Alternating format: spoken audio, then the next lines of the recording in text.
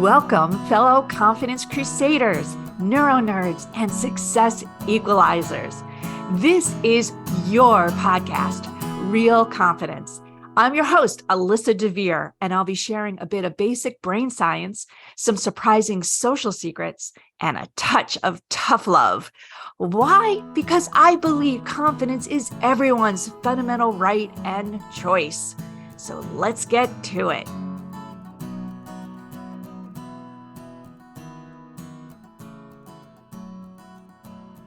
I'm going to ask some seemingly innocent questions, but I want you to really think hard about them. First one is, what do you worry about? Do you worry about how you look, how you dress, how your hair, your makeup, your nails, your car, what you're driving? Do you worry about what people think about your house, how it looks, how it's organized? Or maybe you're a rebel. Maybe you don't care and you just go out of your way to make it clear that you don't care what other people think. What about the way you communicate? Everybody wants to believe they're self-aware, and communication is a very big piece of this. So, how careful are you when you write something, an email, a text? Do you think about the different ways that other people could be interpreting it? What about when you present? If you are one of the 30%, I guess, I don't even know what the percentage is anymore, that are actually not terrified of presenting, you still probably worry about a little bit about how it goes, right? And if you are in that 70%, you're terrified, about what people are going to think. Am I going to look like a fool? Am I saying the right information? Am I accurate? Am I going to get challenged? Am I going to be perceived to be strong, weak? What? Same thing in meetings. Are you afraid to raise your hand? Or are you somebody who dominates, can't help yourself? And do you think about these things on a regular basis? Do you worry about them? Or maybe you're somebody who just stays quiet and tries to stay under the radar, so to speak, so that people don't notice you and just assume or kind of think that you're a quiet person getting your job done. And you think that's a good strategy.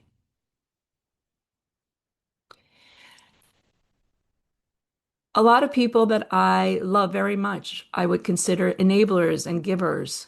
You can label them any way you want, but I'm sure a lot of the time their brain is consumed with worrying that they're not giving enough to charity, for example, or giving enough praise to somebody, giving enough gifts, not doing enough for somebody else because they want other people to be happy and feel good. And it's all beautiful, but then there's people on the opposite end of the spectrum, right? That just kind of self-centered, man their own business, whatever you want to consider it, but they just kind of do their own thing. And I think all these different labels and types of people and behaviors, in many ways, we either think they're great and good and positive, or that's just the way the person is. We kind of like justify it in ways that we don't really think about it for ourselves. And how are we behaving in a way that is serving who we are and what we want to be known for, as opposed to trying to please others? And that pleasing of others, and I realize it may be a little broken record after 100 plus podcasts, is that ability to have people love us for what we do for them or how we make them feel is not a bad thing at all. It's a beautiful thing, but it is our need to belong. It's our need to feel that we matter that feeds that. And so the biggest question of all is, are you sacrificing your authentic self? If we throw in another label, throw in what you really want to do and be, are you sacrificing that for the sake of belonging? Are you sacrificing it for the sake of having other people accept you. Now, that's a tension, right? That's something, those are like at opposite ends pulling on each other. I don't really want to do X, but if I don't do X, people are going to think less of me. And so what do I do? And that's really where the core question, that core issue of confidence comes from, right? It's that decision that I'm going to do whatever it is. Either I'm going to do the thing that people want me to do, or I'm not going to do that and being okay with it.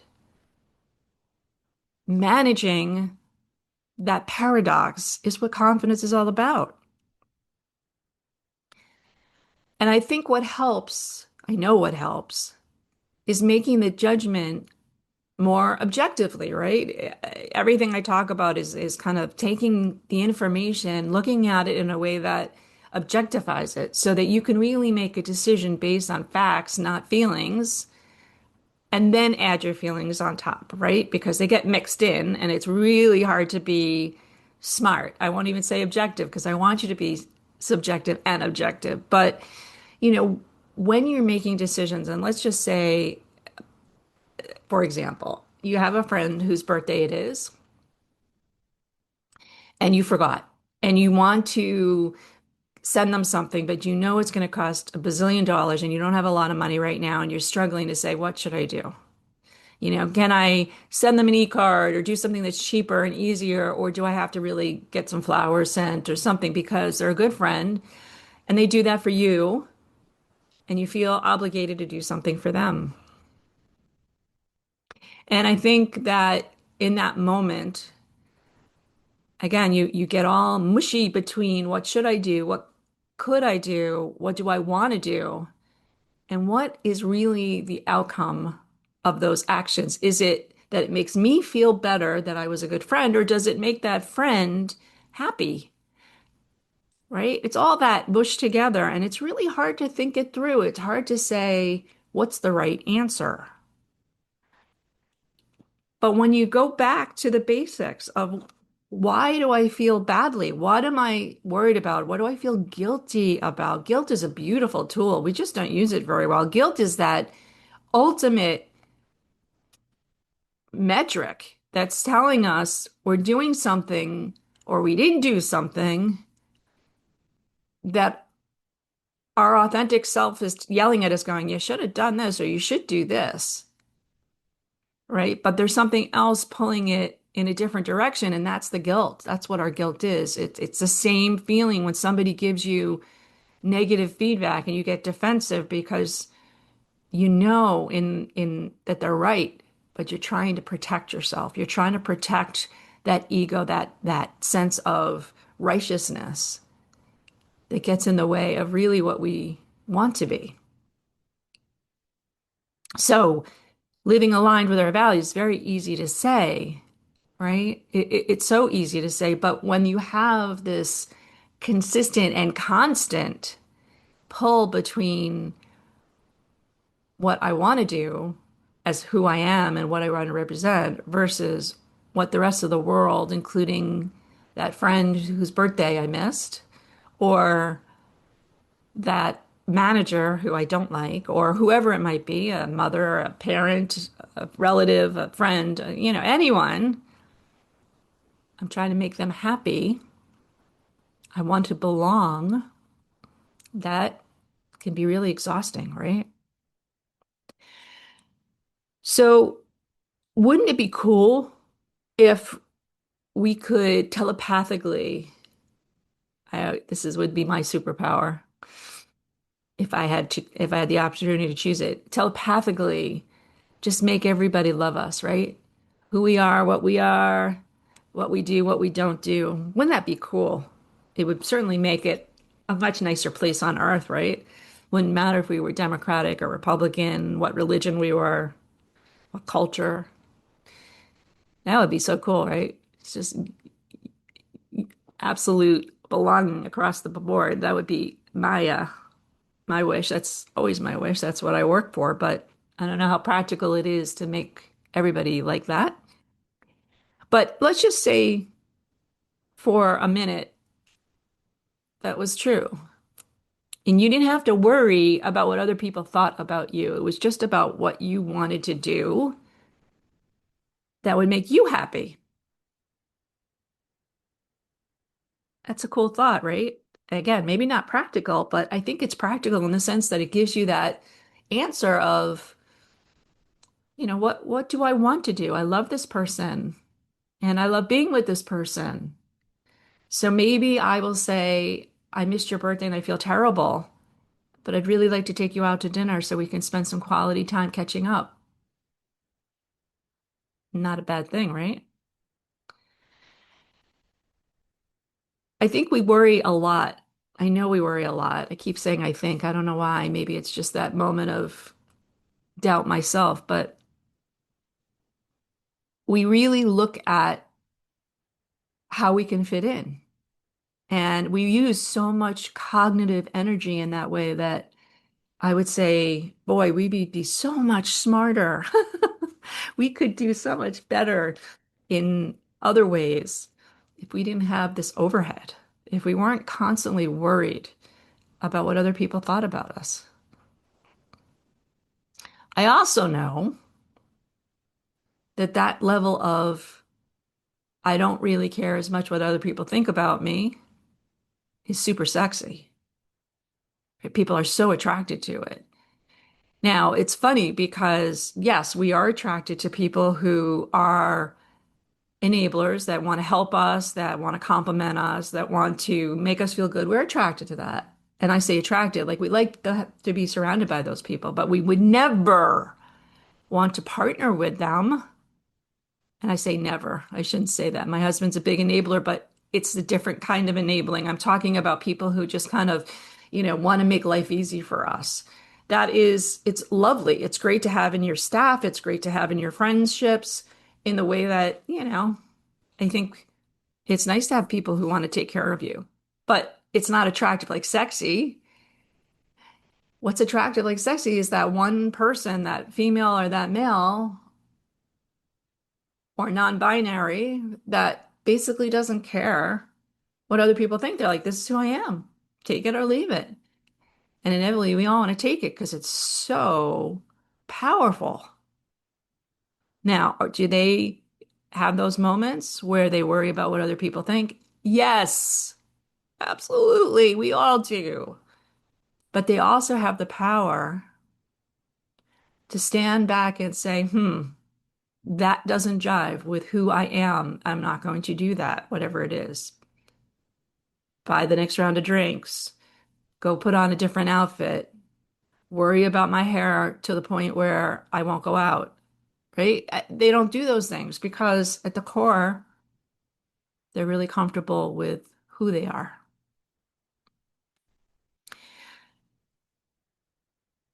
As usual, I'm going to give you a couple tips. They're simple, easy, painless, instant, and I'm going to do it right after the break. We'll be right back. This podcast was sponsored by the American Confidence Institute. ACI uses basic brain science to quickly raise real, sustained confidence. Our most popular workshop is How to Coach Confidence, and participants often note it's the best training they've ever done. The course teaches a 15-minute methodology that anyone can master to tackle any type of confidence challenge. So if you're a professional coach, maybe you're interested in exploring becoming a coach, or simply want to use some coaching in your everyday job and life, let's talk about bringing a workshop to your workplace or upcoming event. ACI certification can be added and grants ICF or SHRM credit if you need that too. You can check it all out at www.americanconfidenceinstitute.com. All right, so these are simple things you can do to hopefully relieve your brain of some of that cognitive overhead. Let's get more cycles back so we can do things that are more productive, things at work and home, and figure stuff out that otherwise would be tough because we don't, so many cycles are being dedicated to worrying about how other people perceive us. So, first thing, not so easy, but definitely doable. Be you. Be you. I know, big, like, ugh. It's not a typical Alyssa recommendation, but think of yourself as an advertisement for This Is Me. I love that song from the movie. And This Is Me, Greatest Showman. This is me. But it's an advertisement. Like, you know, if you're religious, you're put on earth. This is who you are. Show it off. This is me. I'm an advertiser. This is me. Take it or leave it. But more importantly, this is me and I love me. I'm proud of me. This is who I was put on the earth to be. When you meet people that you all of a sudden start to realize they're judging, or you feel like you are squirming a little bit and trying to accommodate their needs, giggling at jokes that aren't funny, for example, or doing things that are just not feeling aligned with who you are and what you value. I always say get to know someone fast, know as in N-O, because we don't have time to waste on the planet, right? And getting rid of that overhead of feeling I'm doing something to please that person because I want them to like me gets really old really fast, which talks about my third tip. And it's a little poetic here, but I want you to celebrate people who give you energy. Celebrate the people who really love you for who you are. Thank them. Be mindful of who they are and what they do. And thank them and be thankful for them. There's not going to be a lot of them in your life, I'm telling you right now, but whoever they are, figure it out. Those are your go-to people. They should be the ones that you go to when you're feeling sad or when you need a little bit more reinforcement to tell you that you're really cool. You're great.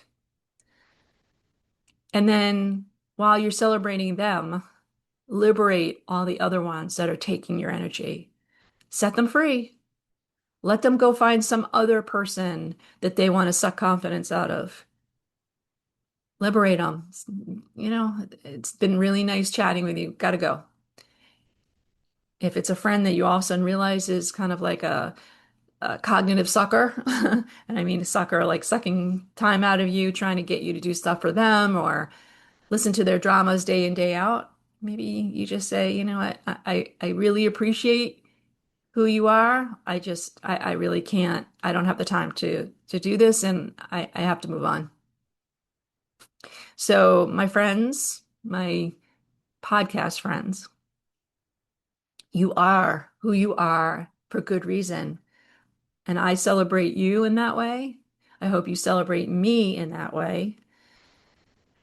And I really want to encourage you to do you, to be you, because at the end of the day, whenever that comes for all of us, you aren't what you are who you are. Before we totally wrap up, I want to let you know that full transcripts and show notes for this and other Real Confidence episodes can be found on www.americanconfidenceinstitute.com/podcast. I also want to remind you once again that the best way to get confidence is to give it to others, and you can do it just by liking and sharing this episode on your preferred podcast and social media channels. You can even give me some confidence by noting topics you'd like me to consider for the future. So for now, this is Alyssa DeVere. Thank you for helping to bring more confidence to the world. Master editing done by Ben Weinstein with original music performed and composed by Jeff Mitchell. Real Confidence is a production of American Confidence Institute. All rights reserved.